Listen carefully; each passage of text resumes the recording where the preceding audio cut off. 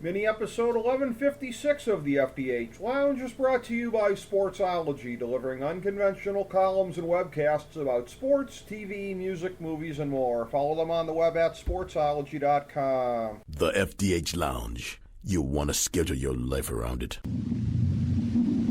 A long time ago, on a gloomy, wet Cleveland spring night, two men stand alone amidst the late-night drizzle.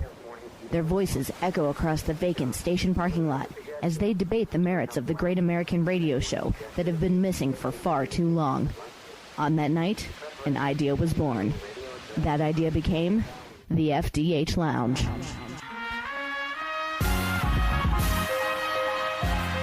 Welcome to the FDH Lounge. Hello, everyone. Welcome to FDH Lounge mini episode number 1156. This is FDH managing partner Rick Morris here, bringing back together one of our favorite combos on the show here, a couple of entertainment journalists who we have been pairing up on the show, I believe, for 9 years now.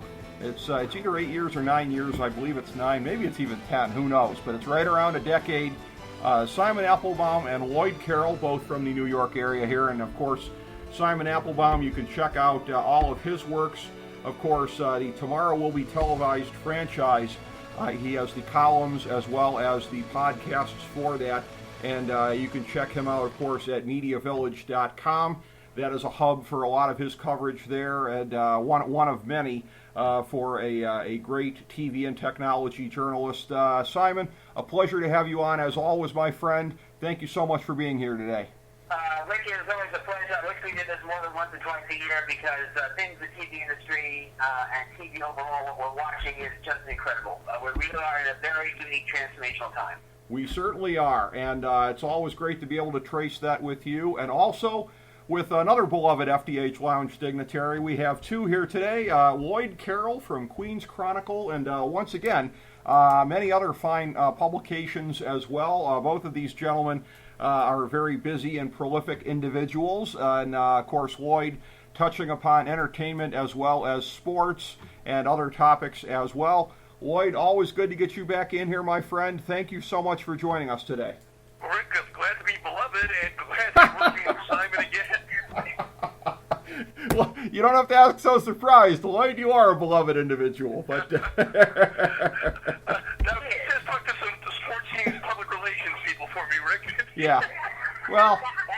Well, you know, and maybe not the PR person for Ed Davis, but, you know, aside from that, you know, aside from some of the press conference annex, a beloved individual. I don't even have to put a qualification on that. And it's great to get both of you back in here talking about the fall TV season.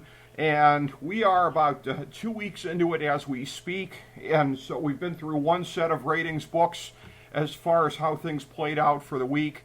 And just want to get some thoughts, generally speaking, from both of you. Some interesting debuts thus far on some of the networks. CBS with a couple of the sitcoms that they have. I'm a big Walton Goggins fan, so I checked out The Unicorn. And again, and I'm not one to generally watch much in the way of network TV, much less sitcoms. But I'll start with you, Simon. Thoughts on what we've seen thus far early in the TV season? Shows that look like they're going to stick around and shows that look like they're in trouble already.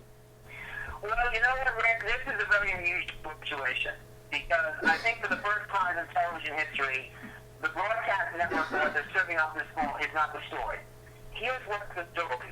And the story that I think is going to not only dictate how things go this season, but also how things go the next decade, which is the smart TV set and the smart TV device. TV set made by the likes of Samsung and Vizio and LG and Panasonic, and devices like Amazon Fire TV, Google Chromecast, Roku, Apple TV, et cetera, et cetera, et cetera. And let's set the stage with a couple of facts. Right now, 75 to 80% of all U.S. households have these products. They are watching upwards of 10 B as in billion, that's billion hours a year, hours a month. That's hours a month, 10 billion plus of content and apps. There are also more and more getting these sets of products with the ability to control the set with their voice through features powered by artificial intelligence, like Google Assistant, Siri, Alexa, Cortina, something. This is how they're watching Netflix and Hulu and Amazon and CBS All Access, as well as a variety of other networks that have come on the air in the last 2 years that use these products as not either their only way to to get to the viewer, but they're main ways to get to the viewer. Whether it's Reverie, the network aimed at game lesbian viewers, whether it is Passion Flicks, all about romance novels, the Stage Network, all about theater, Blueprint, which is from NBC Universal, all about craft. More recently, HBCU Gateway, which is the first television service aimed at and featuring historically black college university sports and culture, and on and on and on. Many of these networks, by the way, are owned by independents and not owned by the major production players and key media players. And because of this, we are seeing not only the biggest explosion of virtual programming out there, but we're also seeing finally the era of interactive television happening. We launched a couple of weeks ago with Apple Arcade, where you can play upwards of 100 video games at $5 a month, play them on your TV set without having to use a Sony PlayStation or an Xbox. Later on this month, we're going to see Food Network Kitchen, the ability to take part in interactive cooking classes, get a whole library of cake cooking classes, a library of about 899 hours of Food Network programming, and the ability to call up recipes and step-by-step actions through your TV set using Alexa, if you have Amazon Fire TV, as well as the ability to order essential food and ingredients and have them delivered to your home or apartment. This is how people are going to see Apple TV Plus, which launches on November 1st, Disney Plus November 12th, HBO Max from Warner Media early in 2020, in April, Peacock from Universal, and who knows who else is going to come on down the pipe. These connected products, which have been embraced by the American public despite the lack of journalism about them, the lack of interest in TV conferences and advertising conferences, the lack of notice by CES and by other consumer electronics events, and even the lack of their own organization showcasing what they do and showcasing these products. Like, for example, Samsung a couple of weeks ago at the Barclays Center here in Brooklyn, where they had a lot of stuff about Galaxy phones and laptops, but nothing about their smart TV sets. This is what is driving television, and this is what is going to, I think, make this season memorable. It's not going to be about television. It's going to be what Netflix and Hulu and CBS All Access and these new super services that they deliver in the months ahead. Well, you are far too modest to connect the dots, Simon, so I will do that for you. And were it not for individuals like yourself pointing these things out, I don't think anybody would be. There is such a paucity of commentary on these subjects here. And again, fortunately, we have you on the show here to be able to do that and bring that point of view forward. So I commend you for that. And Rick Coffey, you hit the word. Coffey is right. And what's really amazing about this phenomenon, and it is a phenomenon, is that the American public is embracing this. It's not just one sector of the public. It is women, it is people of color and women of color, it is the Gen X crowd, the Gen Y crowd, the Gen Z crowd, the millennials. Before we take this, the day before, I was speaking at New York University Stern School of Business to two classes that cover media from Professor Albert Lieberman. And I asked everybody in both classes, how many of you have a smart TV set or a smart TV device? The majority of students in both classes raised their hands. So this is a phenomenon that, frankly, we in media are not covering to the extent we ought to be. I think we're doing the American public a huge disservice by not doing it. I think the TV industry at conferences like the upcoming NYC Television Week later this month has got to start talking about this. NBC show New York at the Javits Center and CES next year has got to make this the number one priority. Because in addition to what I've already mentioned, next year we're going to see TV stations around the country deploying smart technology, if you will, at their TV stations in the form of ATSC 3.0, the Advanced Transmission System, that's going to allow them to add more channels, do interactivity, sell interactive ads, and do all sorts of things. So we've got to be on the ball, and we really have to start showcasing this phenomenon in a greater way than we are right now. I would agree with that. And Lloyd, Carroll, upon hearing something like that, I am very, very happy that you are the unflappable individual who cannot be rattled, because a tough act to follow with Simon's opening statement. But if anybody's up to it, Lloyd, that would be you.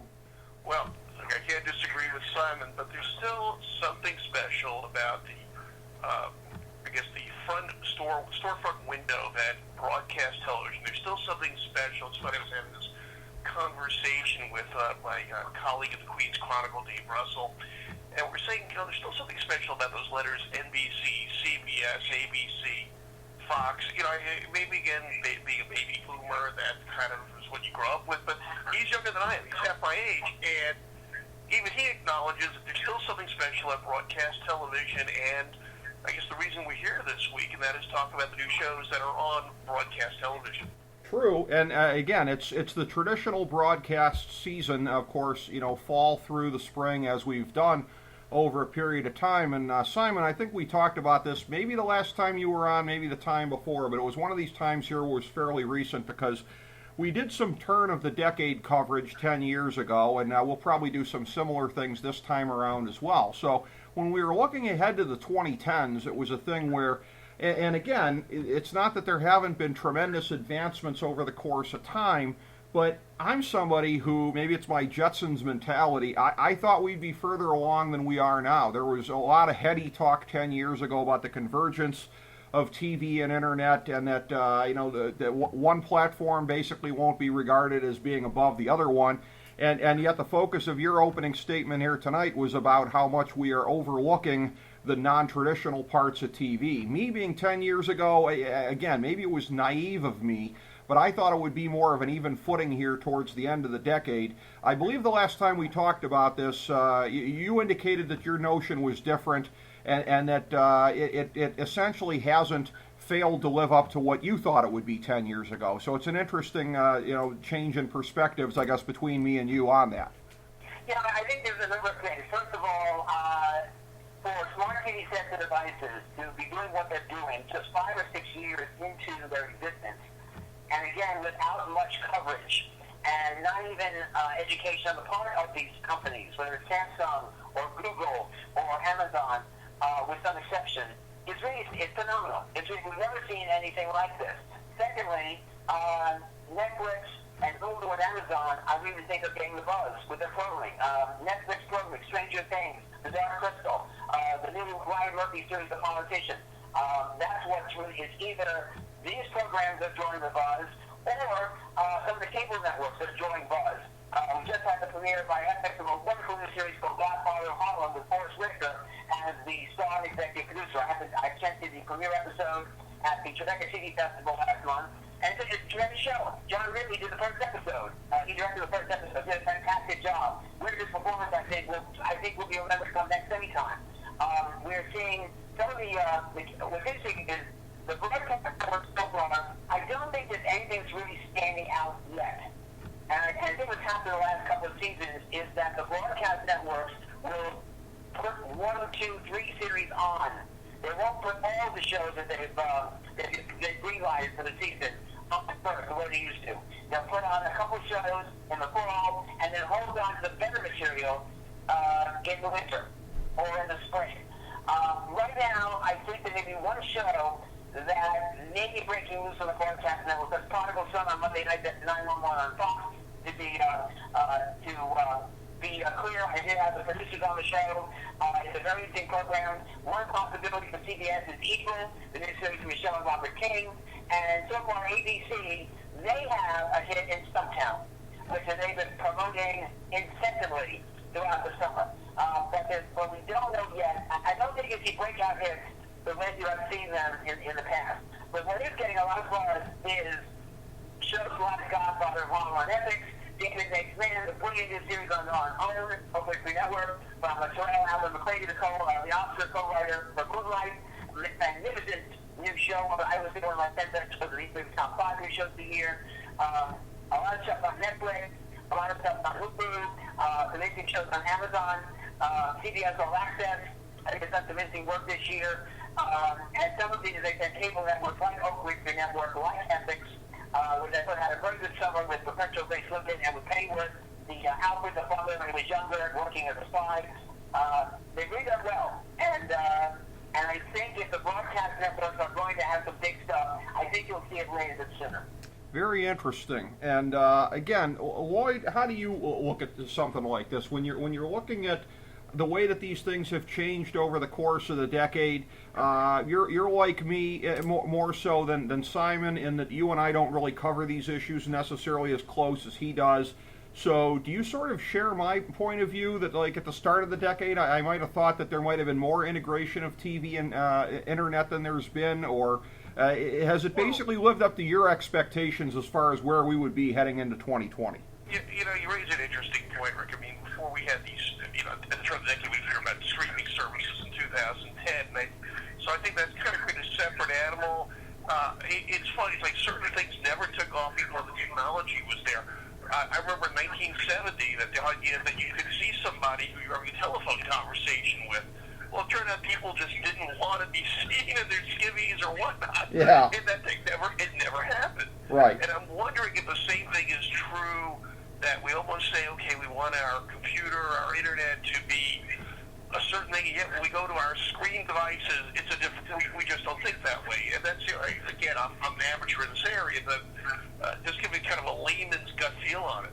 That's, I agree. Rick, what I think has been a big turning point is artificial intelligence being put into these devices, where you can control the set with your voice through a process like Alexa or Google Assistant, as opposed to them being devices that are apart from the TV set or apart from an Amazon Fire TV or a Roku.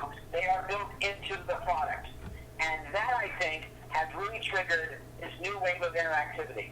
And it is a year ago, we did a show, the question would be, are we ever going to see interactive TV in our lifetime? Now the question is, how fast and how far? And given the fact we now have Apple, in the last couple of weeks, the launch of Apple Arcade, the upcoming launch of Food Network Interactive by the end of this month, Netflix already putting an interactive, unscripted series on the air this spring in You vs. Wild, getting 26 million views in the space of a few weeks. And then, of course, Bandersnatch, the Black Bear episode, which just won the Emmy Award for Best Interactive Program and Best Made-for-TV movie. We do a whole thing about whether that should have a made-for-TV movie category situation. That's been a big piece for me in recent years. But the fact that all that has happened in less than a year, I really think there's something said about interactive TV. I think this is now going to proceed. Don't forget it. We're going to see interactive advertising from Hulu and from other places. And one of the organizations we should also keep an eye on is Walmart, the nation's largest retailer, because they now have original programming on Vudu, which is a video on demand service that is distributed on smart TV sets and devices. But they also have a major interest and investment in Echo, which is an interactive platform currently on websites, currently in smartphones. It's owned by Samsung, by MGM, and by a number of venture capitalists. And the sense is that before the end of the year, they will become an interactive TV platform.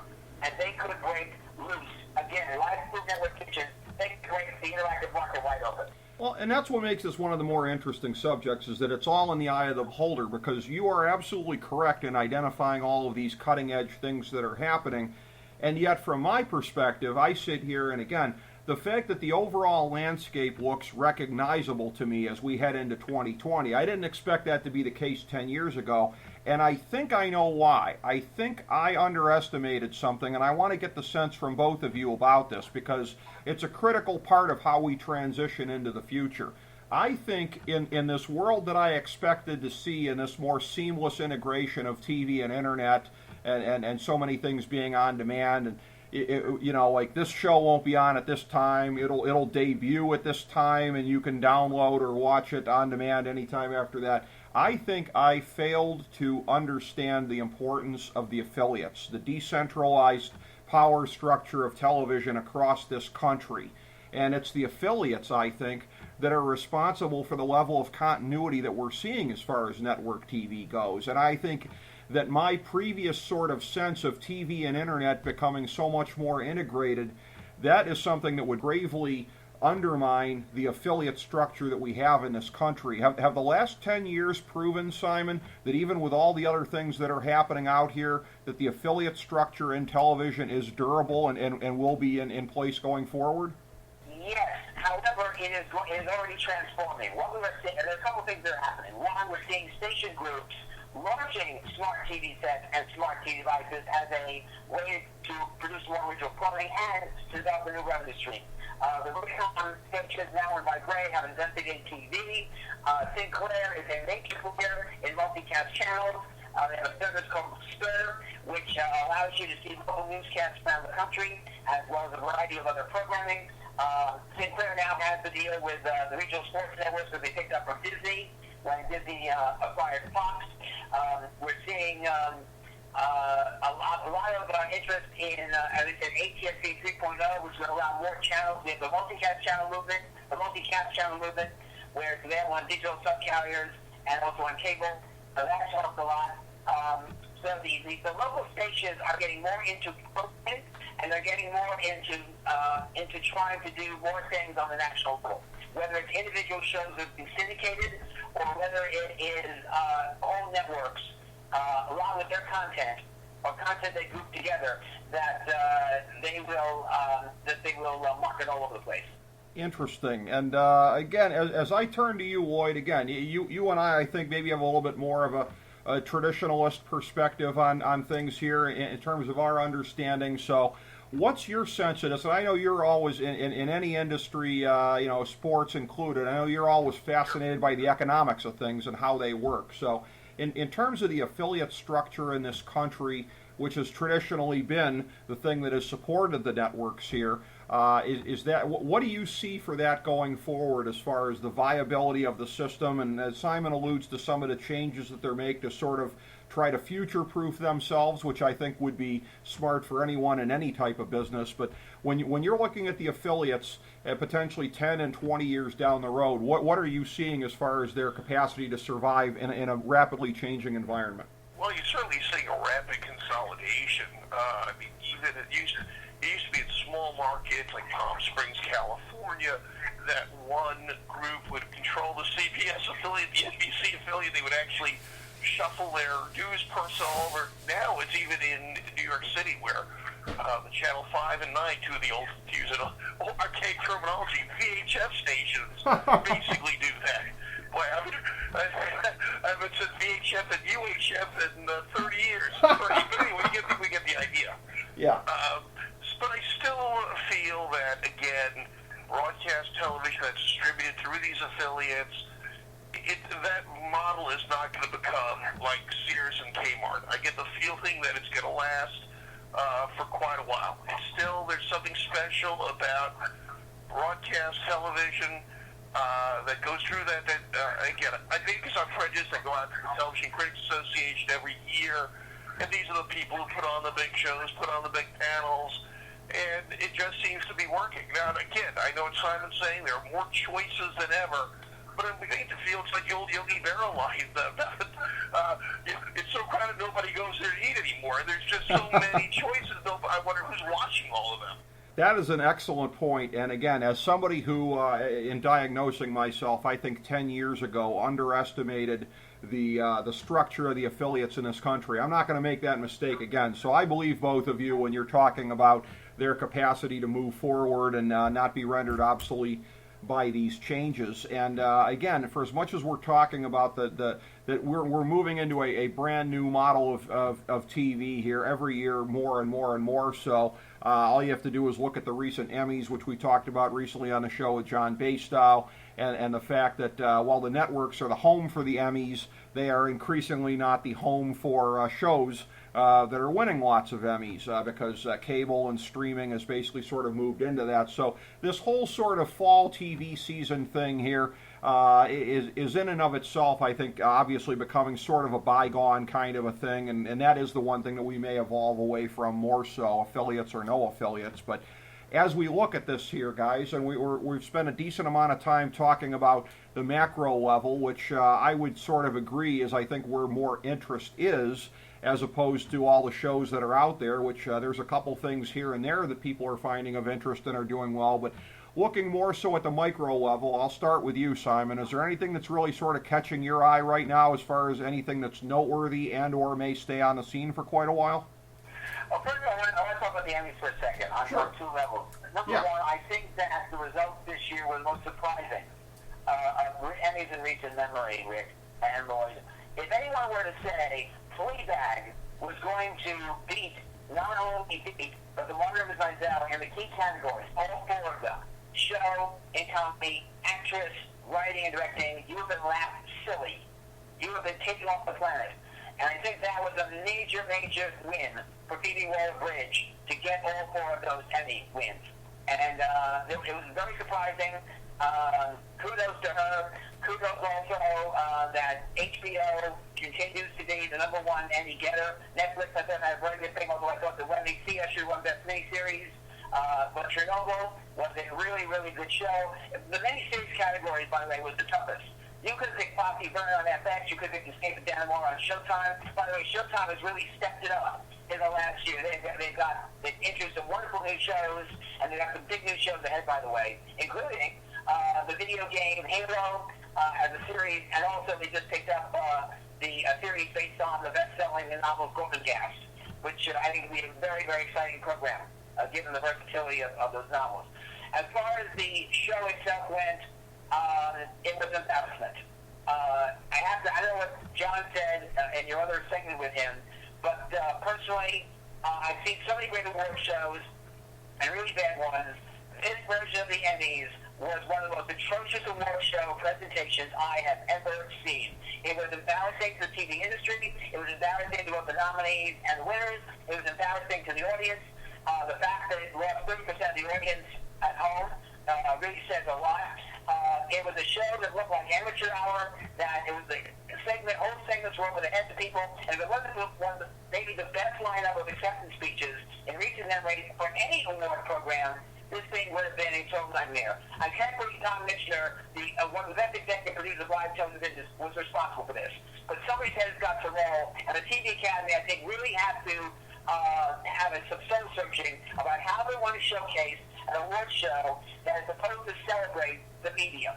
The fact they couldn't even have a live orchestra with a live musical director who would have appropriate cues for what people want to accept is inexcusable for a major award show. And for Chernobyl, which won a lot of awards, surprisingly, and well-deserved, by the way, too, for HBO, but those winners to go up to the song Looking Good was insensitive, to say the least. Somebody's head's got to roll about the Emmys. I did a whole rant about this a week or so ago, it's long televised, because I could not believe what was coming over that TV screen. Yeah, and I would agree with that, and I say this as somebody who has been amused on many, many occasions over the years on different programs by Thomas Lennon. He's a talented guy, but some of the crap that he was taking for being the talking head, the faceless talking head for this thing, might have been a little bit of karma, because the Felicity Huffman thing just strikes me as lazy humor. I mean, to act like she's getting off scot-free when her career is ruined, she's less popular than Mussolini. I think the piling on of her was cowardly, to be honest with you. So it might have been a little bit of karma as far as the way that his performance was received there. So in turning to you, Lloyd, any thoughts, whether it be either on the Emmys or the micro level of TV shows here that are debuting? Talk a little bit about some of the new shows on broadcast television. Sure. We've got one tonight, I have to admit. There's a little bit of hometown pride here.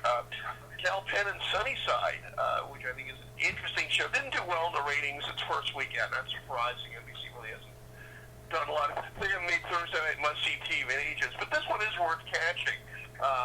Gently talking about Queens of the World's Borough, so I've got to, again, have a little local pride on this. But it's a funny show. I mean, it's Michael Schur is a pretty good showrunner. I hope that this one does get discovered. Again, quick wit, Cal Penn's a guy who has always been known for smart humor, and the ensemble cast here is absolutely terrific. Simon, have you caught Sunnyside yet? Did you see any... I haven't, Lloyd, but I'll tell you, I'm a big fan of Michael Schur. He won the Peabody Award this year for The Good Place, which is now in its final season on NBC. I hope a lot of people have not discovered that show in the 4 years it's been on the air. But I think it's high time people do. It's I think one of the best series on broadcast television in terms of comedy in a long while. Going back to the macro, I've been fascinated by the fact that we are now seeing Charter Communications, one of the nation's largest cable operators, become a programmer through Spectrum Originals. Yeah, I'm noticing the same thing, Simon. It seemed very random when I started seeing these commercials, first for the Gabrielle Union series and now for Mad About You. I had no idea that this was happening until I started seeing the commercials. Yeah, Charter has been developing this for the last 2 years. They hired Catherine Pope, a former major program at NBC, to head this. They started with Eddie Stein, as you mentioned, the crime series with Gabrielle Union and Jessica Alba. Disclaimer, we had the creators on our show back in May. It's done very, very well. They've renewed it for a second season. Union's working on a second program for Spectrum. They also did an interesting mini-series out of England called Curfew. And even this started language series about soccer. And the next package is going to be the remake of Man About You. They already have the reruns to all the NBC episodes that's playing now. They have been making a big deal about this here in New York and around the country through local promos on all the networks, broadcast and cable. And it premieres on November 20th. I think it'll be one to watch. I think what Charter is doing is quite interesting in terms of finally trying to tap the potential of video on demand in terms of original programming. Even though it's commercial free, I think at some point Charter might run ads in the programming, do it in some way, in a very inventive way. So keep your eye on Spectrum Originals. They also have a new show coming up called Paradise Lost. They're doing it with Paramount Network. They will get the first window. Paramount gets the second. And I would say that the network, I just did a story that will be running very soon in Media Village that I think you should watch out for is Paramount Network. Yellowstone, which is the series they introduced last year, produced by Taylor Sheridan, starring Kevin Costner, has become one of the top series on cable. They average between 5 and 6 million viewers a week. And it has also turned out to be the beginning of a new idea for Paramount Network. You're going to see Paramount Network do a set of original scripted shows that all have the same kind of quality. Very cinematic. They take you to very interesting places, whether it's historical, contemporary, ensemble cast, complex human characters and plots, and in some cases, patriarchs. Keep your eye on a new series coming out next year called 68 Whiskey from Imagine Television, directed by Ron Howard. It's about it's MASH in Afghanistan, if you will. And then coming up also, I think the winner is Coyote starring Michael Childs, a border agent who gets second thoughts about his job. He doesn't see things in black and white anymore, and it deals with the immigration crisis. And it's being done by Michelle McLaren, one of the former directors of Game of Thrones and The Walking Dead, executive producer as well, highly regarded. I think that show could be a really, really special next year.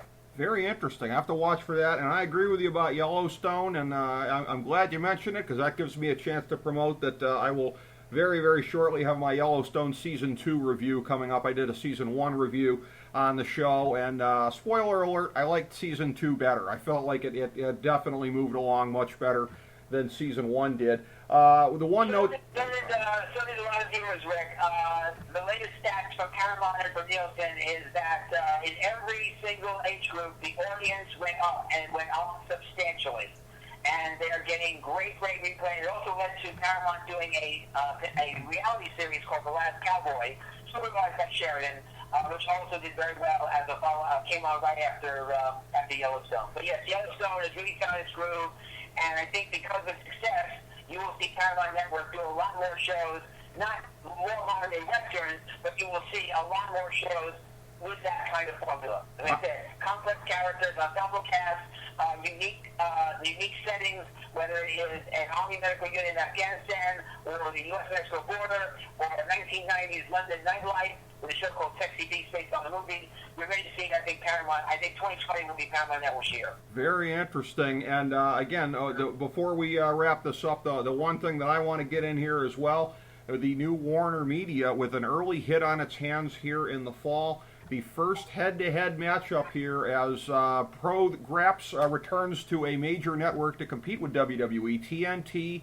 from whence it was banned, March 26th, 2001. It returns October 2nd, 2019, and thumps the NXT show in the ratings. I believe it was 1.4 million to 800,000, I think, on the viewership there. So I, of course, checked out both. They were both very good shows, but congratulations to AEW Dynamite for its big Night 1 victory. And again, just a tremendous pleasure to get to talk about fall TV with both of you guys. It is always a pleasure to be able to do so. So, Simon Applebaum. Rick and Lloyd, before we go, yeah. I wanted to send up the wrestling. Let's not forget also that we have Friday Night SmackDown. Yes, on Fox. From USA to Fox. It'll be interesting to see how that takes off, whether Fox becomes a major... Somebody was saying that Fox could become a major power Thursday night, Friday night, Saturday night with college football, Sunday, of course, with NFL in the afternoon. It's interesting how Fox this year is trying to become sort of the network before the weekend, the sports network before the weekend and during the weekend. They also, by the way, launched a new college football game going up against ESPN ABC. They now have an 11 o'clock pregame show on Saturday mornings. And they really promote this very well. It'll be interesting to see how the combo of Thursday Night Football, which has gotten off to a very good start, Friday Night SmackDown, College football on Saturday night, Big Ten, Pac-10, Pac-12, and then the Sunday afternoon football, NFL football, how it all takes off. And one more thing, another show which I think is going to be worth watching in early 2020, Snowpiercer. We've been waiting a long time for this show to get on the air. Executive produced by Van Maxton, based on the hit movie. It was supposed to go on first TNT, then it was taken off to CBS. Now, early this week, it was moved back on TNT. It's got a great cast led by Jennifer Connelly and Janine Diggs.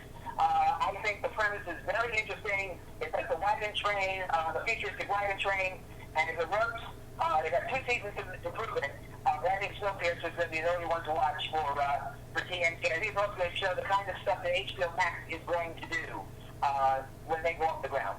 Well, a very interesting clip and save there, Simon, and we will watch for that in the time ahead. And you are absolutely right about SmackDown, that it has now become the A show in WWE for the first time ever. In its first 20 years, it was always stuck behind Raw, but it is the priority now because of Fox and big network money. Thank you so much, Simon, for coming on here today. Lloyd, Carroll, thank you so much as well, my friend. Well, pleasure to have you on.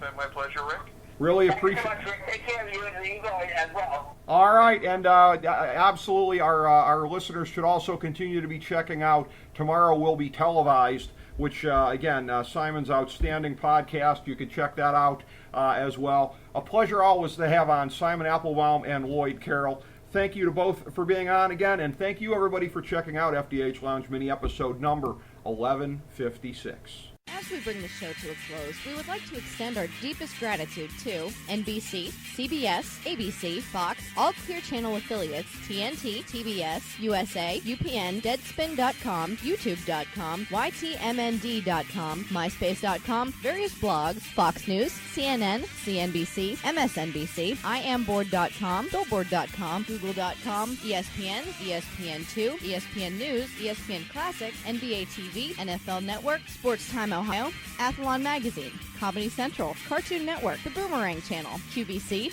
BET, The Spice Channel, Steno Notebooks, Manwich, Papermate Office Supplies, waitresses, strippers, bartenders, garbage men, janitors, microwave popcorn, the writers of The Office, Scrubs, Entourage, My Name is Earl, Oz, Metalocalypse and the Boondocks, Aquafina, and the Periodic Table of Elements.